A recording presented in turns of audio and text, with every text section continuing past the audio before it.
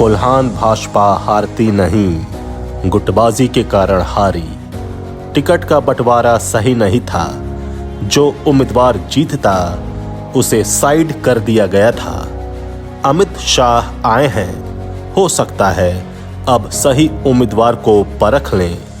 चाईबासा की जनता की आवाज। नमस्कार, आजाद सिपाही के विशेष में आपका स्वागत है। मैं हूं राकेश सिंह। सारंडा के जंगलों से होते हुए घाटी में गहरी खूबसूरत मगर भयावह खाइयों को निहारते और साइकिल पर कटी हुई लकड़ी अपनी आजीविका के लिए ले जाते लोगों को देखते हुए जब मैं 6 जनवरी को चाईबासा पहुंचा तो वहां का नज़ारा कुछ अलग ही था। पूरा शहर विजय संकल्प महारैली के पोस्टर से पटा था। मुझे टाटा कॉलेज ग्राउंड जाना था क्योंकि वहीं पर 7 तारीख की सुबह 11 बजे अमित शाह की महारैली होनी थी। सोचा एक दिन पहले ही पहुंचा जाए। चाईबासा पहुंचते ही मैंने गूगल मैप ऑन किया, लेकिन गूगल भी दिशाहीन होने लगा। लेकिन सड़कों पर लगे नेताओं के पोस्टर दिशाहीन नहीं हो रहे थे। मैंने गूगल छोड़ नरेंद्र मोदी, अमित शाह, जेपी नड्डा, बाबूलाल मरांडी, दीपक प्रकाश के लगे पोस्टरों का सहारा लिया। वे बिल्कुल सही दिशा में ले जाकर मुझे लोकेशन पर छोड़ाए। सभा स्थल पहुंचते ही देखा कि पुलिस फोर्स रिहर्सल कर रही थी। उनके सीनियर्स उन्हें दिशा निर्देश दे रहे थे। मंच बनाया जा रहा था। होर्डिंग पोस्टर लग रहे थे। गेंदा फूल की माला तैयार हो रही थी। मैंने थोड़ी देर तक वहां पर उपस्थित भाजपा नेताओं से बात की। सुबह होने वाले कार्यक्रम के बारे में डिटेल लिया। रैली में जाने के लिए अपना पास लिया और चल दिया। जैसे जैसे शाम ढल रही थी, अंधेरा होना शुरू हुआ, साथ ही ठंड भी पड़ने लगी। मन हुआ चाय पी लूं। उसके बाद मैं नेताजी चौक पर रुका। दुकानदार चाय बना रहा था। इसी बीच मन हुआ कि पूछ ही लूं कि अमित शाह आ रहे हैं, क्या उनके आने से कोई फर्क पड़ेगा? उसने कहा, भैया क्यों नहीं फर्क पड़ेगा? मैंने पूछा, क्या फर्क पड़ेगा? उसने कहा, अमित शाह ही वो व्यक्ति हैं जो यहाँ के नेताओं को टाइट कर सकते हैं। मैंने जानना चाहा कि टाइट करने का उसका मतलब क्या है। चाय वाला बोला, सर देखिए, ऐसा है कि यहाँ पर भाजपा में गुटबाजी बहुत है। इसी गुटबाजी के कारण यहाँ भाजपा विधानसभा का चुनाव हार गई। उसे कोल्हान की सभी विधानसभा सीटों से हाथ धोना पड़ा। लोकसभा चुनाव भी इसीलिए हारी। मैं बस चाय वाले की राजनीतिक समझ को देखकर दंग था। खैर, मैंने चाय पी और वहां से चला गया। ठंड लग रही थी, तबीयत भी ठीक नहीं थी। सुबह उठना था क्योंकि चाईबासा की जनता की राजनीतिक समझ ने मुझे चौंका दिया था। मुझे और लोगों से बात करनी थी।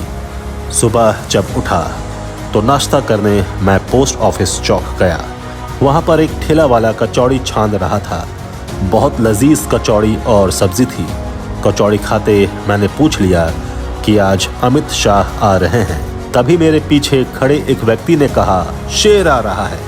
मैं घूमा, उस व्यक्ति को देखा और पूछा, आपने अमित शाह को शेर क्यों कहा? उस व्यक्ति ने कहा, मुझे वो शेर लगते हैं। अब इससे ज्यादा मुझसे मत पूछिए, मैं एक सरकारी कर्मचारी हूँ। मैं आगे बढ़ा। पेट भी भर गया था। एक और दुकान में गया। यहाँ मैं ये नहीं बताना चाहता कि वो दुकान किस चीज़ की थी। वहाँ लिमिटेड ही दुकान रहती है, सो कुछ लोग अपनी पहचान उजागर नहीं करना चाह रहे थे। उस दुकान वाले से भी मैंने यही पूछा कि अमित शाह आए हैं, क्या कहेंगे? उसने कहा, क्या कहूँ, कुछ नहीं होगा। हल्के गुस्से में उस दुकानदार ने कहा कि मैं खुद भाजपा का वोटर हूँ, लेकिन भाजपा आएगी नहीं। फिर मैंने सवाल किया, आप भाजपा के वोटर हैं, फिर भी आप ऐसा कह रहे हैं? उसने कहा, सर पहली बात तो अमित शाह बार बार यहाँ आने वाले नहीं। उन्हें ये भी पता नहीं लगेगा कि यहाँ के नेताओं में आपस में ही नहीं बनती। सब एक दूसरे की टांग खींचने में लगे रहते हैं। कोई बड़ा नेता यहाँ आता नहीं। गलती से आ भी गया तो कब भागे, इसकी जुगाड़ में रहता है। ऐसा लगता है कि क्षेत्र उसे काट रहा हो। जब तक भाजपा नेताओं की गुटबाजी खत्म नहीं होगी, कुछ नहीं होने वाला। अमित शाह जी को भी ये समझ लेना चाहिए। वो तो राजनीतिक चाणक्य हैं, फिर भी उनसे चूक क्यों हो गई? मैं वहां से निकला, एक ज्योतिष से मुलाकात हो गई। उन्होंने कहा कि कोल्हान में भाजपा का नक्षत्र खराब था, इसलिए 2019 में हार गई। मैंने पूछा अब कैसा है, मतलब 2024 में कैसा रहेगा? उन्होंने कहा शानदार। वहां से भी मैं आगे बढ़ा, एक मारवाड़ी दुकानदार से मुलाकात हुई, वो भी भाजपा का ही वोटर था। उसने कहा सर, भाजपा का जनाधार यहाँ बहुत है, लेकिन नेता लोग एक्टिव ही नहीं है। जो एक्टिव रहता है उसकी टांग खींच ली जाती है। उस दुकानदार ने गीता कोड़ा की खूब तारीफ की। उसने कहा कोड़ा दंपत्ति यहाँ पर पूरा एक्टिव है, वे अच्छा काम कर रहे हैं, क्षेत्र आते रहते हैं और हाल चाल भी लेते रहते हैं।